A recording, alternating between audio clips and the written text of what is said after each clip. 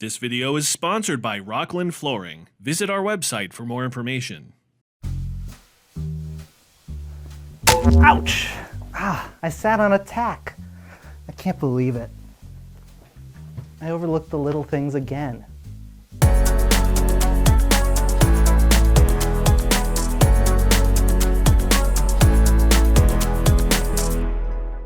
It can be easy to overlook the little things when it comes to fleet maintenance. Sure, if the engine's on fire, you'll notice that, but those small things like the maintenance checklist items you might have missed can still come back to bite you. May not be as big of a bite, but a bite's a bite, you know? For today, let's focus on tires. In talking to commercial tire makers across the industry, we learned some of the little things that can really matter to fleets. Let's go over a few. For one, having a policy for run-out tires can be very important, as it does unfortunately happen for every fleet. Tire makers recommend marking run-out tires and pairing them up with a suitable tire to be used at the earliest convenience. This will keep the tire from aging out before it has reached the suitable amount of life cycles for that fleet, both the first light and retreads.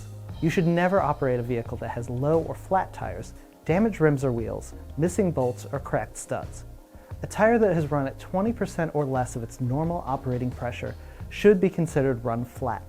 This tire should be removed and dismounted from the wheel for a thorough inspection by a technician before returning it to service.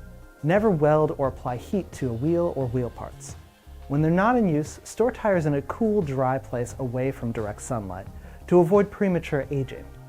Prevent exposure to ozone sources such as sun, arc welders, and mercury vapor light bulbs, as well as ultraviolet rays and inclement weather. Store tires standing upright on the tread and avoid stacking them if possible.